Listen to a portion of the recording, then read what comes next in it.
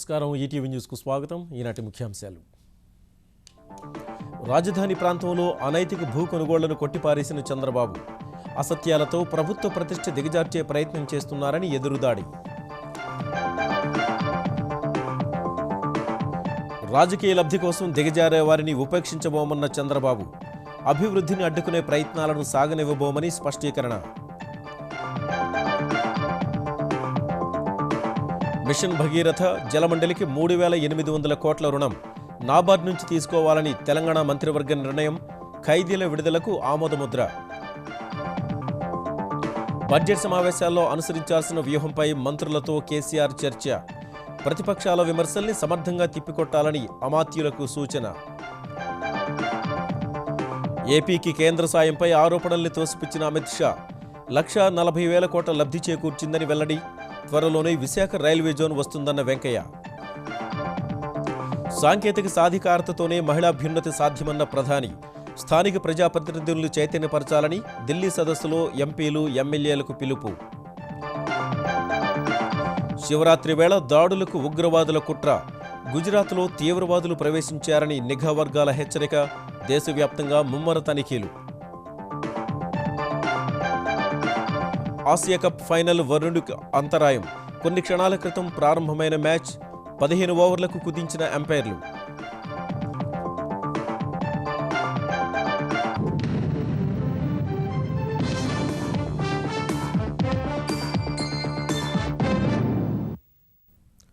అమరావతి నిర్మాణానికి భూములు ఇచ్చిన రైతులకు ఆందోళన కలిగే రీతిలో ఓ పత్రిక చేస్తున్న ప్రచారంలో ఎలాంటి వాస్తవం లేదని ముఖ్యమంత్రి చంద్రబాబు స్పష్టం చేశారు. రాజధానికి భూములు ఇచ్చిన రైతులకు ప్రభుత్వం ఇచ్చిన హామీలన్నింటినీ నెరవేరుస్తుందని ఆయన తేల్చి చెప్పారు. ఈ మేరకు రాజధాని ప్రాంతంలో భూముల క్రయ విక్రయాలపై వివరాలు వెల్లడించిన చంద్రబాబు మీడియా ముసుగులో రాజకీయ ప్రయోజనాలను నెరవేర్చుకునేందుకు చేసే ప్రయత్నాలు ఫలించబోవని తేల్చి చెప్పారు. రాజధాని భూములపై ఓ మీడియా సంస్థ ఎలాంటి ఆధారాలు లేకుండా అర్థం పర్థం లేని ఆరోపణలు చేస్తోందని, ఆ ప్రచారానికి ఓ వర్గం నేతలు వంతపాడుతున్నారని ముఖ్యమంత్రి చంద్రబాబు తీవ్రస్థాయిలో స్పందించారు. రాజధాని కోసం తమ భూములు ఇచ్చిన రైతులకు మరోసారి అభివందనం చేస్తున్నామన్న చంద్రబాబు రాజధాని ప్రకటనకు ముందు జరిగిన లావాదేవీలు, ప్రకటన తర్వాత జరిగిన లావాదేవీల వివరాలు పరిశీలిస్తే వాస్తవాలు అర్థమవుతాయని వివరించారు. సెప్టెంబర్ 4, 2014 నుండి డిసెంబర్ 8, 2014 వరకు మొత్తం జరిగింది 1756 లావాదేవీలు. మొత్తం ల్యాండ్ అమ్మింది 1724 ఎకరాలు. డిసెంబర్ 9 నుంచి ఇప్పటి వరకు మొత్తం లావాదేవీలు 9,904. మొత్తం అమ్మిన భూమి చూస్తే 6,573. ఇప్పటి వరకు 3 చూస్తే 20,306 లావాదేవీలు, 9,231 ఎకరాలు ప్లాట్లు, ఇళ్ల స్థలాలు, 7,942, 418 ఎకరాలు. ఈ మొత్తం పీరియడ్ లో మీరు ఒకసారి చూసుకుంటే 100 registrations in CRDA. Highest transaction 7.5 ఎకరాలు. 100వ ట్రాన్సాక్షన్ 2 ఎకరాల 70 సెంట్లు. మొత్తం 100 మంది కొనుగోళ్లు చేసింది మీరు చూస్తే 365 ఎకరాలు. ఇది పెద్ద నేరం. పలువురు మంత్రులు, ఎంపీలు తన కుమారుడు లోకేష్ పై చేస్తున్న ఆరోపణల్లో ఎలాంటి వాస్తవం లేదని చంద్రబాబు తేల్చి చెప్పారు. లోకేష్ పేరు ఎక్కడ కొన్నాడు? హాయ్లాండ్ లో కొన్నాడు. 425 కోట్లు విలువైన అగ్రోగోల్డ్ భూముల్ని చంద్రబాబు వస్తున్నాయి. ఈ ల్యాండ్ ఏంటి? సిబిసిఐడి జప్తులో పెట్టారు. బ్యాంకు కూడా దీన్ని ఆక్షన్ కోసం ప్రపోజల్స్ పెట్టారు. వేమూరు రవికుమార్ 500 ఎకరాలు కొన్నాడని, 50 కోట్లు చెల్లించాడని, 650 కోట్లు విలువని వెరిఫై చేస్తే బినామీ పేరుతో 500 ఎకరాలని చెప్పి రాశారు. అతన్ని కూడా మాకు లింక్ చేశారు. ఆ భూములని చూసినప్పుడు అతను ఒక ఎన్ఆర్ఐ. దగ్గర 1,20,00,000 రూపాయల రొగ్గుడు పెట్టి కొనుక్కున్నారు. వాళ్ళంతా 10 మంది, ఆయన భార్య, వీళ్ళందరూ కూడా కొనుక్కునే పరిస్థితికి వచ్చారు. పత్తిపాటి పుల్లారావు 196 ఎకరాలు. నేను అడుగుతున్న 39 కోట్లు పే చేశారు, 780 కోట్లు ఉందని చూపిస్తే వాళ్ళకే రాసిస్తానన్నాడు. నారాయణ 3,600 ఎకరాలు, 14,400 కోట్లు విలువ. జరిగిందే 9,000 ఎకరాలు. 3,600 ఎకరాలు ఆయన దగ్గరనే ఉంది. ఆయన చెప్పాడు మొత్తం రాసిస్తాను. అదే మరి పయ్యావల కేశవ్ ధైర్యంగా చెప్పాడు, నేను కొనుక్కున్నానని చెప్పాడు. ధూళిపాడ మీరు రాసిన తప్పు, నేను కొనుక్కున్నాను 3 ఎకరాల చదరని. లింగమనేని ఎస్టేట్స్ కు తాను ప్రయోజనం కలిగించారన్న ఆరోపణలను కొట్టిపారేసిన చంద్రబాబు ఎల్ఎన్జీ గ్యాస్ కట్టబెట్టినట్లు చేసిన అభియోగాలను తోసిపుచ్చారు. లింగమనేని రమేష్ ఏంటి దీని మీద ఆరోపణ?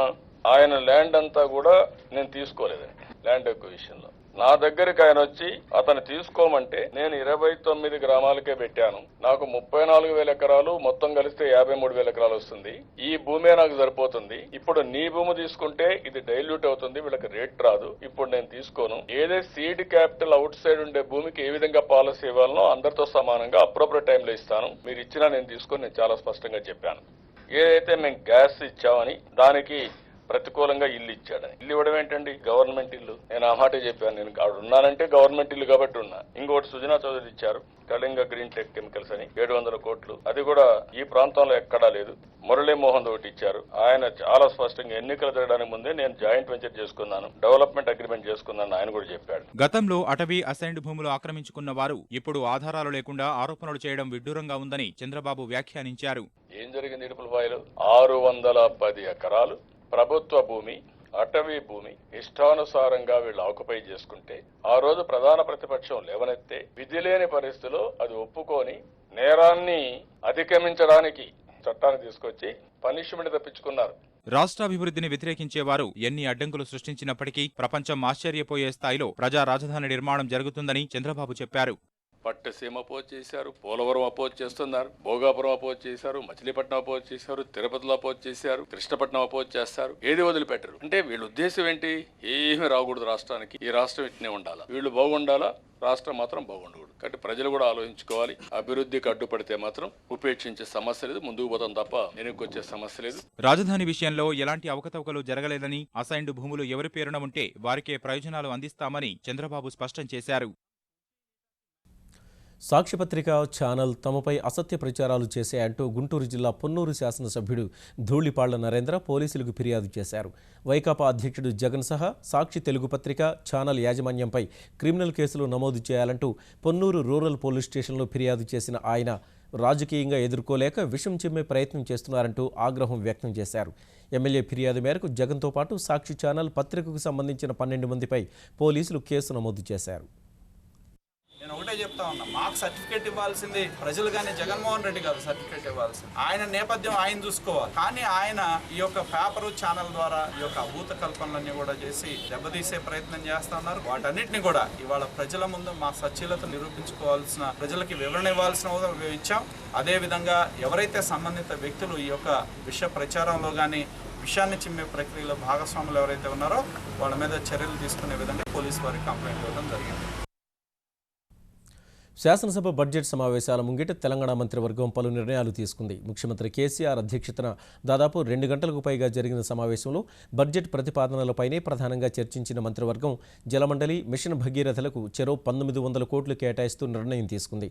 ఇందుకు అవసరమైన రుణాన్ని నాబార్డ్ హడ్కో నుంచి తీసుకునేందుకు ఆమోదం తెలిపింది. ఇదే సమయంలో టీఎస్ఐఐసికి 50 ఎకరాల స్థలం కేటాయించేందుకు నిర్ణయించిన మంత్రివర్గం హైదరాబాద్లో 1,00,000 సీసీ కెమెరాల ఏర్పాటుకు పచ్చజెండా ఊపింది. యావజ్జీవ కారాగార శిక్ష పడిన ఖైదీల విడుదలకు మంత్రివర్గం ఆమోదం తెలిపింది. పురపాలక చట్టాలపై జారీ చేసిన ఆర్డినెన్స్లపై బిల్లు పెట్టాలని నిర్ణయించింది. ఆర్టీసీ తీసుకునే 500 కోట్ల రుణానికి ప్రభుత్వం హామీగా ఉండాలని నిర్ణయించిన మంత్రులు ఉన్నత విద్యా చట్టాన్ని రాష్ట్రానికి అన్వయించుకునేందుకు అవసరమైన సవరణలకు ఆమోదం తెలిపారు. శాసనసభ బడ్జెట్ సమావేశాల్లో గవర్నర్ చేసే ప్రసంగాన్ని ఆమోదించారు. మహారాష్ట్రతో నీటిపారుదల ప్రాజెక్టులపై కుదుర్చుకునే ఒప్పందంపై చర్చించిన మంత్రివర్గం బేగంపేటలో ఐఏఎస్లకు 3 ఎకరాల భూమి ఇచ్చేందుకు ఆమోదం తెలిపింది. మంత్రివర్గ సమావేశానంతరం ఈ నెల 10 నుంచి జరగనున్న బడ్జెట్ సమావేశాల్లో ప్రతిపక్షాలను ఎదుర్కొనే వ్యూహంపై కేసీఆర్ చర్చించారు. తెలంగాణ శాసనసభ బడ్జెట్ సమావేశాలకు ముందు ముఖ్యమంత్రి కేసీఆర్ గవర్నర్ నరసింహన్తో సమావేశమయ్యారు. ఈ భేటీలో ఈ నెల 10 నుంచి ప్రారంభం కానున్న బడ్జెట్ సమావేశాలపై గవర్నర్తో చర్చించిన కేసీఆర్ గోదావరి నదిపై నిర్మించి తలపెట్టిన బ్యారేజీల నిర్మాణంపై సాధించిన పురోగతిని వివరించినట్టు తెలిసింది. ప్రధానంగా ఈ బ్యారేజీలకు సంబంధించి మహారాష్ట్రతో చేసుకునే ఒప్పందాలపై కేసీఆర్ గవర్నర్కు వివరించినట్టు తెలుస్తోంది. నల్లగొండ జిల్లా బీబీనగర్ మండలం రంగాపురంలో ఏర్పాటు చేసిన నిమ్స్లో అవుట్ పేషెంట్ సేవలు మొదలయ్యాయి. తెలంగాణ ఆరోగ్య మంత్రి లక్ష్మారెడ్డి, మరో మంత్రి జగదీష్ రెడ్డితో కలిసి ఈ సేవల్ని ప్రారంభించారు. త్వరలో ఆసుపత్రి నిర్మాణం పూర్తి చేసి ఇన్పేషెంట్ సేవలు కూడా మొదలు పెడతామని లక్ష్మారెడ్డి తెలిపారు. ఈ ఆసుపత్రి పూర్తయితే ఖమ్మం, వరంగల్, మెదక్, నల్లగొండ జిల్లాల ప్రజలకు ఆరోగ్యప్రదాయన అవుతుందని ఆయన అన్నారు. విధానాన్ని గతంలో కొంత నిర్లక్ష్యం చేయడం జరిగింది. అది ప్రభుత్వ హాస్పిటల్లో కొన్ని పరిస్థితులు కొంచెం ఇబ్బందికరమైన పరిస్థితులు మాట వాస్తవం. వాటన్నిటి కూడా అభివృద్ధి పరిచి బీదలందరికీ మంచి వైద్యం అందించే దిశగా ప్రభుత్వం అడుగులు వేస్తూ ఉంది. ఆ దిశగా ప్రణాళిక తయారవుతూ ఉంది. బడ్జెట్లో పెట్టబోయే బడ్జెట్లో మరి వైద్య రంగానికి అధిక ప్రాధాన్యత ఇవ్వడం జరిగింది. వచ్చే కొన్ని నెలల్లోనే ప్రైవేట్ హాస్పిటల్ ధీటుగా ఎక్కడికక్కడ బీదలకు మంచి వైద్యం అందించే దిశగా ప్రయత్నం చేస్తాము. అద్భుతాలు సృష్టించగల సత్తా మహిళలకు మాత్రమే ఉందని, అలాంటి వారు సాంకేతికంగా సాధికారతను సాధిస్తేనే సమాజంలో మార్పు వస్తుందని ప్రధాని నరేంద్ర మోదీ ఉద్ఘాటించారు. మహిళా సాధికారత సాధించేందుకు వ్యవస్థలో మార్పులు వస్తూనే ఉంటాయన్న ప్రధాని కేవలం ఈ మార్పులతోనే లక్ష్యాలను చేరలేమన్నారు. అన్ని రంగాల్లోని మహిళల్ని దేశాభివృద్ధిలో భాగస్వాములు చేసే దిశలో చట్టసభల్లోని మహిళా ప్రజాప్రతినిధులు కృషి చేయాలని మోదీ పిలుపునిచ్చారు. ఈ నెల 8న జరిగే మహిళా దినోత్సవాన్ని పురస్కరించుకొని లోక్సభ స్పీకర్ సుమిత్రా మహాజన్ ఏర్పాటు చేసిన 2 రోజుల సదస్సు ముగింపు సమావేశానికి హాజరైన ప్రధాని నరేంద్ర మోదీ దేశాభివృద్ధిలో మహిళల భాగస్వామ్యం పెరగాల్సిన అవసరముందని చెప్పారు. ఇందుకు వ్యవస్థలో మార్పులు చేస్తే చాలదని, మహిళలు స్వయంగా సాధికారత సాధించే దిశలో కృషి చేయాల్సిన అవసరముందని పిలుపునిచ్చారు. సాంకేతిక అంశాల్లో వస్తున్న మార్పులను అందిపుచ్చుకుంటూ అన్ని రంగాలపై అవగాహన పెంచుకొని ముందుకు సాగినప్పుడు మహిళలు పురుషులకు మించిన ఫలితాలను సాధించగలరని మోదీ ఉద్ఘాటించారు. ప్రపంచంలో కుటుంబాలను సమర్థంగా నిర్వహించే సత్తా మహిళలకు మాత్రమే ఉందన్న మోదీ లోక్సభ స్పీకర్ సుమిత్రా మహాజన్ను ఆదర్శంగా తీసుకుని ప్రతి మహిళా ప్రజా ప్రతినిధి తమ నియోజకవర్గాల్లో మహిళల సాధికారతకు కృషి చేయాలని సూచించారు.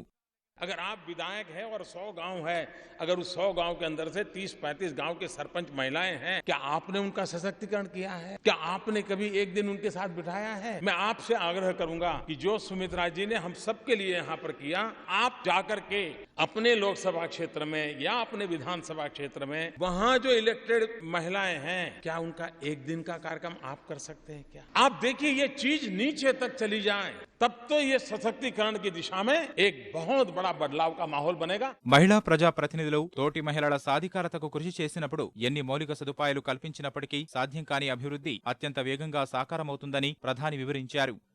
हम सशक्त हो कि हम राष्ट्र को सशक्त बनाने में कोई एक्स्ट्रा भूमिका अदा कर सकते हैं क्या? राष्ट्र को सशक्त बनाने में बजट काम नहीं आता. राष्ट्र को सशक्त बनाने में रोड, पोर्ट, एयरपोर्ट, बिल्डिंग, इमारतें ये काम नहीं आती. राष्ट्र को सशक्त बनाता है राष्ट्र का नागरिक. और नागरिक को अगर कोई सशक्त बनाता है, उसको अगर सामर्थ्यवान बनाता है, उसको अगर चरित्रवान बनाता है, तो मां बनाती है. उससे बड़ा राष्ट्र का निर्माण और कोई नहीं कर सकता. మహిళల సాధికారత కోసం చట్టసభల్లో వారికి 33% రిజర్వేషన్లు కల్పించే చట్టం తేవాలని సదస్సు ప్రారంభోత్సవంలో రాష్ట్రపతి ప్రణబ్ ముఖర్జీ, ఉపరాష్ట్రపతి హమీద్ అన్సారీ చేసిన సూచనపై మాత్రం ప్రధాని ఎలాంటి వ్యాఖ్యలు చేయలేదు. ఆంధ్రప్రదేశ్కు కేంద్రం నుంచి సరైన సాయం అందడం లేదన్న ఆరోపణల్ని భారతీయ జనతా పార్టీ అధ్యక్షుడు అమిత్ షా తోసిపుచ్చారు. రాష్ట్ర విభజన తర్వాత ఏడాదిన్నర కాలంలోనే ఆంధ్రప్రదేశ్కు 1,50,000 కోట్ల రూపాయల వరకు కేంద్ర పథకాల ద్వారా లబ్ధిని చేకూర్చామని రాజమండ్రిలో నిర్వహించిన బహిరంగ సభలో షా వివరించారు. కేంద్రం అందిస్తున్న సహకారాన్ని ప్రజలకు వివరించి రాష్ట్రంలో పార్టీని బలోపేతం చేయాల్సిన బాధ్యత పార్టీ కార్యకర్తలపై ఉందని షా పిలుపునిచ్చారు. మరోవైపు పునర్వ్యవస్థీకరణ చట్టంలో పేర్కొన్న అన్ని అంశాలను కేంద్రం నెరవేరుస్తుందని కేంద్ర పట్టణాభివృద్ధి శాఖ మంత్రి వెంకయ్య నాయుడు పునరుద్ఘాటించారు. తూర్పుగోదావరి జిల్లా రాజమహేంద్రవరంలో భారీ బహిరంగ సభ నిర్వహించిన భారతీయ జనతా పార్టీ రాష్ట్ర విభజన తర్వాత కేంద్రం నుంచి ఆంధ్రప్రదేశ్కు అందించిన సహకారాన్ని వివరించింది. ఈ బహిరంగ సభలో పాల్గొన్న భాజపా అధ్యక్షుడు అమిత్ షా, కేంద్ర మంత్రి వెంకయ్య నాయుడు ఆంధ్రప్రదేశ్కు కేంద్రం తగిన సాయం చేయలేదన్న ప్రచారంలో వాస్తవం లేదని వివరించారు. పోలవరం ప్రాజెక్టుకు జాతీయ హోదా ఇవ్వడం సహా ఈ ప్రాజెక్టుకు ఇబ్బందికరంగా మారిన 7 మండలాలను ఆంధ్రప్రదేశ్లో కలిపిన విషయాన్ని అమిత్ షా గుర్తు చేశారు. ముద్ర బ్యాంకు ద్వారా ఒక్క ఆంధ్రప్రదేశ్లోనే 6,34,000 మందికి లబ్ధి చేకూరిందని షా వివరించగా, ఇళ్ల నిర్మాణంలో ఆంధ్రప్రదేశ్కే అత్యధికంగా కేటాయింపులు జరిపినట్లు వెంకయ్య వివరించారు.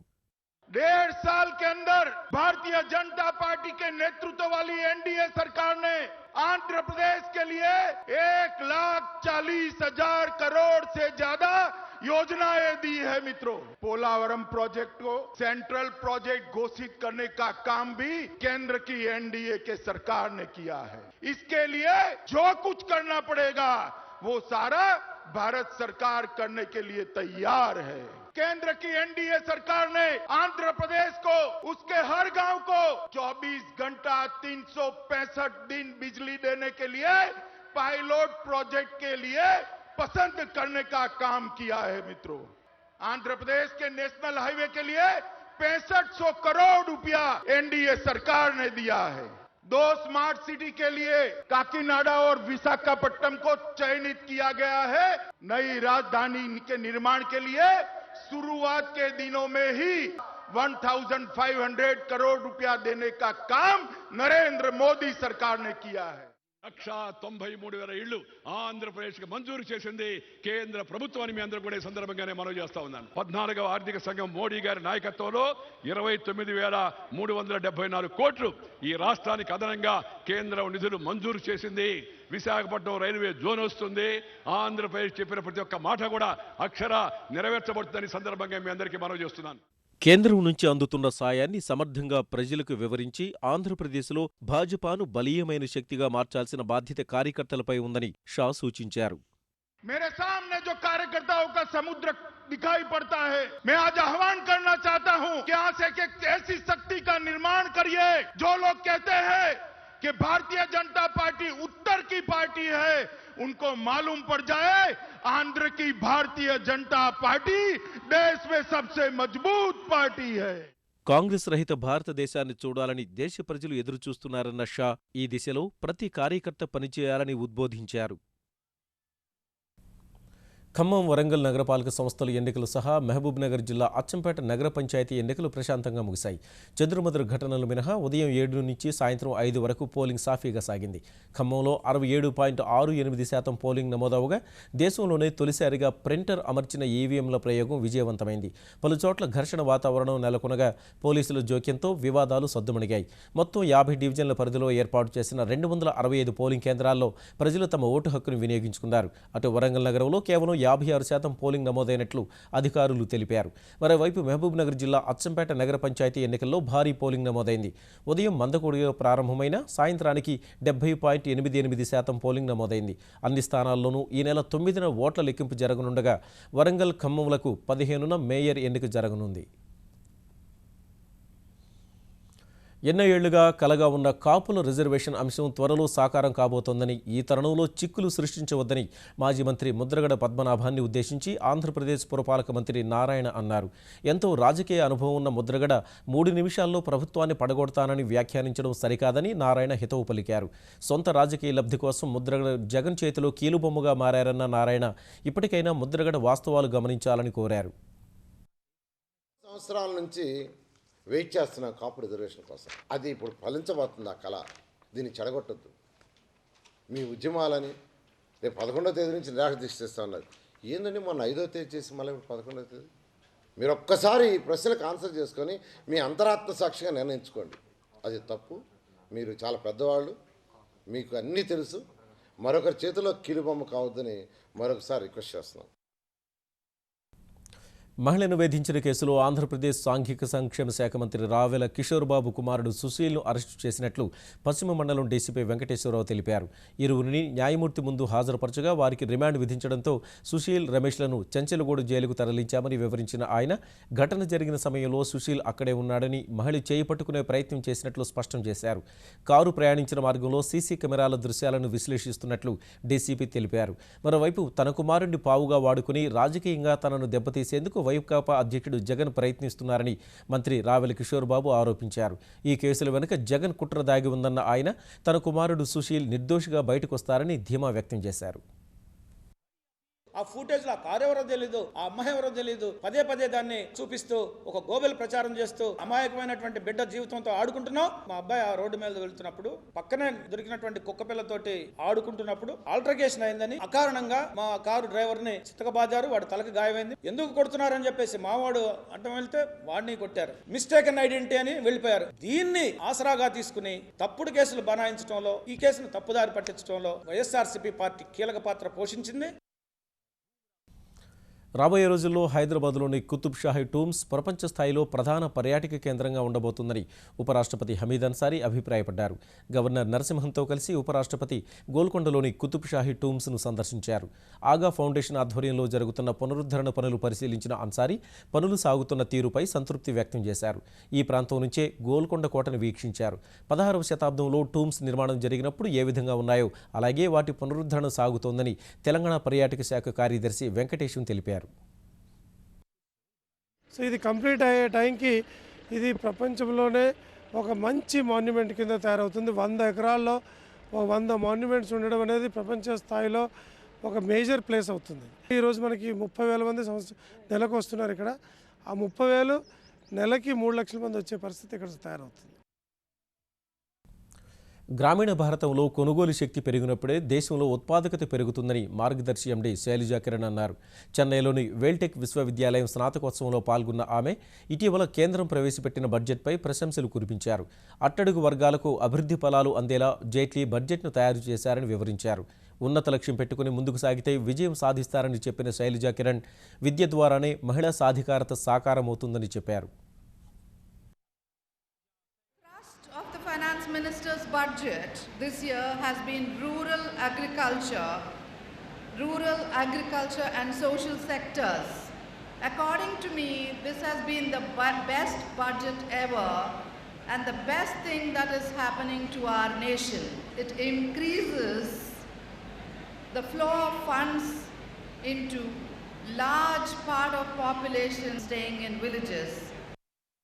అమెరికా అధ్యక్ష ఎన్నికల్లో అభ్యర్థిత్వాల కోసం నిర్వహిస్తున్న ప్రాథమిక ఎన్నికల్లో మహామంగళవారం తర్వాత జరిగిన 5 రాష్ట్రాల ప్రైమరీల్లో Democrat Hillary Clinton, Republican Donald ట్రంప్లకు మిశ్రమ ఫలితాలు వచ్చాయి. 3 రాష్ట్రాలకు జరిగిన ప్రైమరీలో డెమోక్రటిక్ పార్టీ అభ్యర్థిత్వాన్ని ఆశిస్తున్న హిల్లరీ ఒక్కటి మాత్రమే గెలిచి వెనుకబడ్డారు. డెమోక్రాట్లలో ఆమె ప్రత్యర్థి బెర్నీ శాండర్స్ కన్సాస్, నెబ్రాస్కాల్లో గెలిస్తే హిల్లరీ లూసియానాలో మాత్రమే గెలుపొందారు. 12 రాష్ట్రాల ఎన్నికలు జరిగిన మహామంగళవారం పోరులో మెజారిటీ స్థానాలతో సత్తా చాటిన రిపబ్లికన్ ట్రంప్ 4 రాష్ట్రాల ప్రైమరీల్లో మాత్రం తన ప్రత్యర్థి టెడ్ క్రజ్ నుంచి గట్టి పోటీని ఎదుర్కొన్నారు. ఈ పోరులో కన్సాస్, మెయిన్ రాష్ట్రాల్లో క్రజ్ జైభేరి మోగిస్తే కీలకమైన లూసియానా, కెంటకీల్లో ట్రంప్ గెలిచారు. మహాశివరాత్రి వేళ భారీ ఉగ్రదాడి జరగొచ్చని, ప్రధానంగా ఉగ్రవాదులు గుజరాత్ను లక్ష్యంగా చేసుకునే అవకాశాలున్నాయన్న నిఘా వర్గాల హెచ్చరికలతో దేశవ్యాప్తంగా భద్రత కట్టుదిట్టం చేశారు. 10 మంది ఉగ్రవాదులు గుజరాత్లో ప్రవేశించారని పాకిస్తాన్ జాతీయ భద్రతా సలహాదారు నసీర్ ఖాన్ భారత జాతీయ భద్రతా సలహాదారు అజిత్ ధోవల్కు సమాచారం అందించగా, ఆయన హెచ్చరికలతో అప్రమత్తమైన గుజరాత్ సర్కార్ అహ్మదాబాద్ విమానాశ్రయం సహా కీలక ప్రదేశాల్లో భద్రత పెంచింది. పోలీస్ విభాగంలోని వారికి సెలవులు రద్దు చేసిన గుజరాత్ సర్కార్ రాష్ట్ర వ్యాప్తంగా హై అలర్ట్ ప్రకటించింది. పాక్ సరిహద్దు ప్రాంతమైన కచ్ జిల్లా తీర ప్రాంతాల్లో భద్రత కట్టుదిట్టం చేసింది. ముందు జాగ్రత్త చర్యగా గుజరాత్ ప్రభుత్వ అభ్యర్థన మేరకు కేంద్రం ఢిల్లీ నుంచి 4 ఎన్ఎస్జీ బృందాలను అహ్మదాబాద్కు పంపగా, వాటిలో ఒక బృందాన్ని ప్రసిద్ధ సోమనాథ్ ఆలయంలో భద్రత కోసం మోహరించారు. ఇదే సమయంలో రాజధాని ఢిల్లీ సహా దేశంలోని అన్ని మెట్రో నగరాల్లో భద్రతను పెంచారు. కోల్కతా విమానాశ్రయంపై బాంబు దాడి జరగొచ్చని మెయిల్ రావడంతో అక్కడ ముమ్మర తనిఖీలు చేస్తున్నారు. ఈటీవీ న్యూస్ సమాప్తం. నమస్కారం.